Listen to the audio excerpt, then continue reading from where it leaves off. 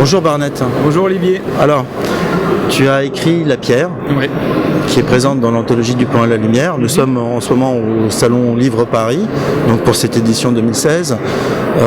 On n'a pas pu réaliser l'interview chez toi, comme pour tes autres collègues. C'est quoi ta nouvelle? Elle parle de quoi? Comment tu en es arrivé à interpréter la thématique du Plan à la Lumière? Quelles ont été, je dirais, la direction dans laquelle tu as été tout de suite, et pourquoi tu as fait ce choix de l'alchimie? Alors en gros, au départ, je voulais pas trop m'engager dans l'alchimie de peur d'être sur un thème trop employé par les autres auteurs. Et effectivement, je crois qu'il l'a été beaucoup. En effet, c'est le thème qui a été le plus prisé par les auteurs qui nous ont envoyé des textes. Mais ta nouvelle a été sélectionnée parce qu'il fallait que ce courant soit représenté en quelque sorte. Mais c'était celle qui nous semblait, avec le comité de lecture, le plus abouti. Alors voilà, comment en es-tu arrivé à écrire cette nouvelle qui se passe dans le cimetière des innocents? Alors tout simplement parce que déjà le XVIIIe siècle, c'est vraiment une époque qui me parle, et je voulais vraiment positionner mon histoire en France et surtout à Paris, parce que je pense que c'est quand même un endroit qui est un peu mystérieux. Le cimetière des Innocents, pour moi, il devait être l'endroit le plus crasseux qui puisse exister à Paris à cette époque-là. Et j'avais envie en plus c'était l'époque des alchimistes assez connus. Pour le coup, j'avais envie de parler de transmutation de métaux en or, donc métal précieux, dans un lieu plutôt sale, et avec une transmutation non seulement des métaux, mais aussi des âmes. Donc c'est ce qui m'a assez attiré dans le thème du Plan à la Lumière, même si effectivement, comme je l'ai dit tout à l'heure, c'était un thème que je pensais être prisé. J'ai quand même pris ce risque d'essayer de parler de transmutation de métaux et de transmutation d'âme. D'accord. Donc pour toi, la pierre philosophale, c'est pas simplement un objet qui est créé par l'homme, mais que c'est autre chose finalement. Oui, tout à fait, c'est ça. C'est pour moi la pierre philosophale. D'ailleurs, on le voit bien dans le grand œuvre aussi, avec la possibilité de devenir immortel. Ce n'était pas seulement parler du plomb qui se transforme en or, donc en lumière, mais aussi parler du personnage principal qui a son cœur de plomb qui se transforme effectivement aussi en lumière. Sans devoir révéler la fin qui je crois est assez... j'ai tenu à être assez spéciale pour pouvoir surprendre le lecteur. Moi, ta nouvelle m'a beaucoup fait penser à cette nouvelle donc Le Prince Heureux. Je ne sais pas si tu as lu cette nouvelle de celui qui a écrit le portrait de Dorian Gray. Ah oui, d'accord. Oscar Wilde. Non, donc, du tout, je ne connaissais pas du tout. Voilà. Par contre, je me suis très inspiré du livre Le Parfum de Patrick Suskind, surtout parce que moi je suis un olfactif et que le cimetière des Innocents, pour moi, comme je l'ai dit tout à l'heure, était un endroit très odorant. J'avais envie de retranscrire un peu la perception des odeurs et la perception un peu de cette atmosphère assez pesante, glauque, qu'il pouvait y avoir dans cet endroit. Alors, ce qui est aussi intriguant dans cette nouvelle, c'est que celui qui recherche le savoir, c'est pas forcément celui qui en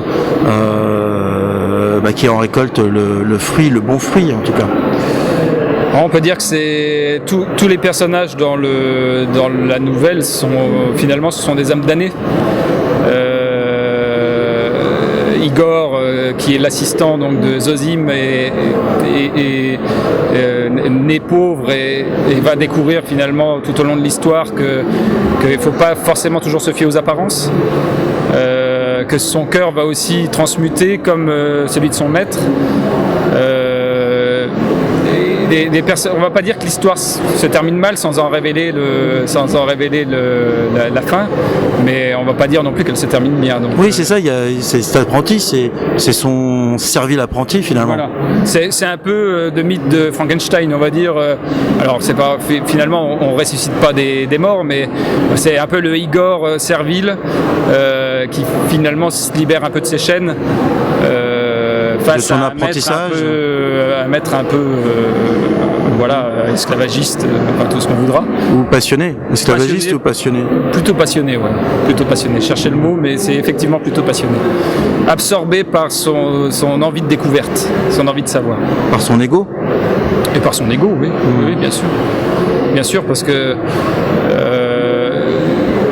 la leçon à retenir, c'est qu'importe la richesse ou le savoir, c'est ce qu'on en fait. C'est ce qu'on en fait, et on va se rendre compte que le personnage principal va trouver l'amour et qu'il va placer un peu tard l'amour au premier plan de ses désirs. D'accord. On pourrait parler un petit peu du principe de la collection, donc l'interactivité, c'est-à-dire ce sont les lecteurs qui, à partir de leur vote, vont pouvoir déterminer la politique éditoriale de la collection et choisir leurs ouvrages, les livres qu'ils ont envie de lire. C'est quoi ton projet littéraire, Barnett ?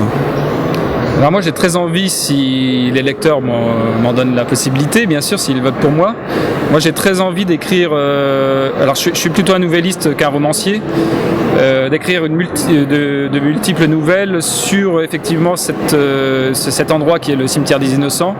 Je pense qu'il y a encore énormément de choses à écrire, avec pas mal de rebondissements. Moi j'ai commencé un peu à y réfléchir. Effectivement, je pense que j'écrirai sur Paris et peut-être le lieu en lui-même, cimetière des Innocents, qui traverse un peu des époques. Oui, il y a une atmosphère, c'est sûr. L'atmosphère. Ouais. Une atmosphère, il y a une richesse au niveau. C'est une période de l'histoire qui était florissante, où la culture française florissait, parce qu'il y avait tous ces retours de l'étranger. Il y a énormément de choses à écrire. Enfin, je pense qu'il y a énormément de choses à écrire là-dessus, plutôt du fantastique, bien sûr, parce que moi je suis plutôt un auteur de fantastique. Mais ce lieu m'hypnotise un peu, me fascine. Ouais. Fascine. Et tu as envie d'inventer son histoire. Oui, c'est vrai, parce qu'on dit très peu de choses là-dessus. Parce qu'on vit peu dans les cimetières. C'est aussi, oui. J'ai peut-être une chauve-souris de cimetière. Il y a peu d'histoires dans les cimetières, c'est parce que on y va relativement peu. Oui, et lorsqu'on y va, c'est pas forcément pour venir rapporter ce qui s'y passe. Oui, c'est sûr, mais je crois qu'il y a vraiment de la matière. Il y a de la matière, même si je suis pas un friand des balades dans les cimetières, mais je crois qu'il y a tu peux tout nous avouer, hein. Mais pas seulement, non, ça va. Tu n'as pas fait d'études anatomiques? Non, du tout. Mais même sans parler que du cimetière, même ses alentours, je veux dire. Il y a tellement de choses à écrire. D'ailleurs, l'anthologie précédente qui s'appelait La Cour des Miracles, déjà pouvait se situer, même si beaucoup d'auteurs ne sont pas situés sur cette période-là, mais pouvait se situer aussi aux alentours de ce quartier-là. Tout à fait, c'est-à-dire que la Cour des Miracles pouvait être interprétée dans l'univers de chaque auteur. Donc oui, il y a peut-être aussi une belle nouvelle, et cette cour peut être très présente aussi sur la Cour des Miracles, dans un projet ultérieur, avec ce cimetière, avec ces histoires qui se déroulent à huis clos. Tout à fait. Bon, après, il y a aussi toute la Révolution française qui arrive après. Il y a quand même pas mal de choses qui vraiment, je pense, c'est une période riche, où les idées s'épanouissent à nouveau. Et je pense que c'est aussi la naissance de la science après du 19e siècle, avec des découvertes importantes. Il ne faut pas oublier aussi que Mary Shelley a écrit le mythe de Frankenstein pas très longtemps après que la Révolution française, si ma mémoire est bonne. Et donc c'est quand même le début du fantastique, la pierre philosophale avec l'alchimie. Non, il y a vraiment, je pense qu'il y a des guillotines. Enfin, c'est un peu glauque, hein, c'est sûr, mais moi j'aime bien les atmosphères un peu glauques, un peu genre le sabbat de Times Square. Je me souviens plus de l'auteur, mais voilà, avec le diable, avec voilà, ces choses-là. C'est des secteurs qui me fascinent assez. Barnett, alors, dernière question, en ce salon de Livre Paris 2016, c'est quoi pour toi alors la pierre philosophale? Ça, je pense que c'est plutôt une découverte intérieure. Il y avait un auteur qui avait écrit sur l'alchimie. C'est Paulo Coelho, je crois, qui s'appelait L'Alchimiste. Et bien plus qu'une pierre qui transformait l'or, le plomb en or ou autre chose, c'est vraiment une découverte intérieure. Et effectivement, c'est un voyage intérieur. Et je crois que beaucoup se sont perdus, sont devenus fous à vouloir chercher vraiment à transmuter le plomb en or, alors que finalement, l'idée principale n'était pas de transmuter le plomb en or, mais d'évoluer, d'avoir une découverte philosophique sur soi-même. C'est-à-dire que la pierre philosophale, c'est l'homme? Oui. Oui, sur tout ce que j'ai lu, oui, c'est ce que ça laisse entendre. Mais je suis pas un spécialiste de la pierre philosophale. Je crois que je la trouverai jamais. On va rester sur cette conclusion. Voilà. Eh bien, c'est Bernard Chauvin, c'est la pierre, c'est l'homme pour lequel vous devez voter. Voilà.